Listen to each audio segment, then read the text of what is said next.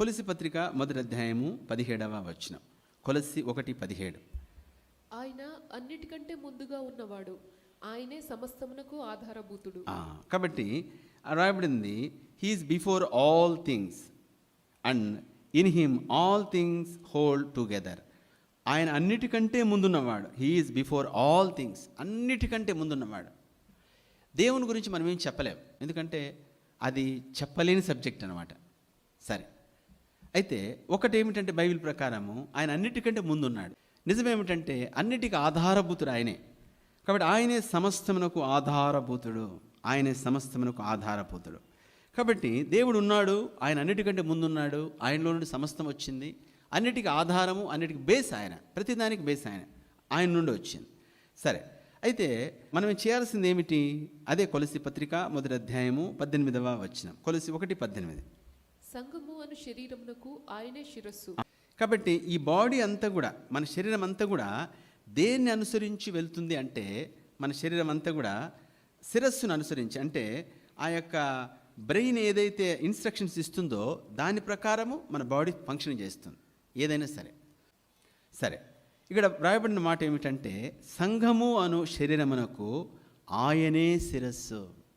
సంఘానికి హెడ్. శిరస్సు అంటే తల, హెడ్ అంటే ఆయనే హెడ్, అంటే ఆయనే తల, అంటే ఆయనే సుప్రీం, లేదా ఆయనే అన్నిటికీ. సరే, కాబట్టి రాయబడింది అదే వచనంలో, ఆయన అన్నిటిలో ప్రాముఖ్యత కలుగు నిమిత్తము ఆయన ఆది అయి ఉండి మృతుల్లో నుండి లేచుటలో ఆది సంభూతుడాయను. కాబట్టి సంఘానికి శిరస్సు ఎవరు అంటే దేవుడు. సంఘానికి శిరస్సు దేవుడు. అలానే ఇక్కడ రాయబడింది మాత్రం యేసుక్రీస్తును పోల్చాడు. సంఘానికి శిరస్సు యేసుక్రీస్తు, దైవ కుమారుడైన యేసుక్రీస్తు. ఎందుకంటే ఆ సంఘం కొరకు ఆయన ప్రాణం ఇచ్చాడు, రక్తం కార్చాడు, తన ప్రాణం ఇచ్చి కొనుక్కున్నాడు.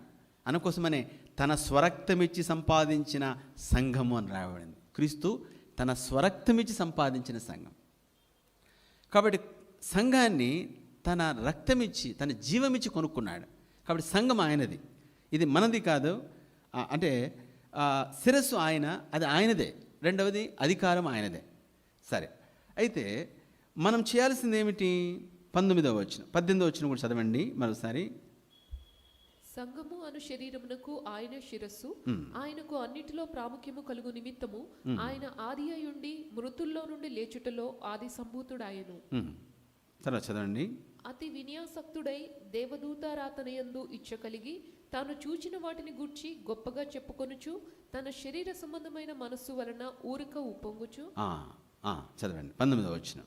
శిరస్సును హత్తుకొనని వాడెవడును మీ బహుమానమును అపహరింపనీయకుడి. ఆ శిరస్సు మూలముగా సర్వ శరీరము కీళ్ల చేతను నరముల చేతను పోషింపబడి అతికబడినదై దేవుని వలన కలుగు వృద్ధితో అభివృద్ధి పొందుచున్నది. శిరస్సును అత్తుకొనని వాడు, శిరస్సును అత్తుకొనని వాడు అంటే కనెక్షన్. కాబట్టి ఈ has last connection with the head. సోదరుడా, సహోదరి, సోర్స్ ఏమిటంటే దేవుడు, సోర్స్ ఏంటంటే క్రీస్తు. కాబట్టి ఆ క్రీస్తుతో కనెక్ట్ అయి ఉండాలి, సంబంధము కలిగి ఉండాలి. మనము ఆ సోర్స్తో కనెక్ట్ అయి ఉన్నామా? సోర్స్తో కనెక్ట్ అయి ఉన్నామా లేదా? చాలా ప్రాముఖ్యమైన విషయం. ఒకవేళ సోర్స్తో మనం కనెక్ట్ కాకపోతే, ఆ కనెక్షన్ కానీ మనము లేకపోతే, మనం చేసేదంతా మతం అయిపోతుంది. అయితే కాబట్టి మనము దేవునితో లేదా క్రీస్తుతో, అనగా మూలముతో, సోర్స్తో కనెక్ట్ అయి ఉండాలి. ఎలా తెగిపోతుంది? ఇక్కడ అంటున్నాడు ఆ వచనంలో, 19వ వచనంలో ఏమని? శిరస్సును అత్తుకొనని వాడెవడును మీ బహుమానం పొందకున్నట్లు.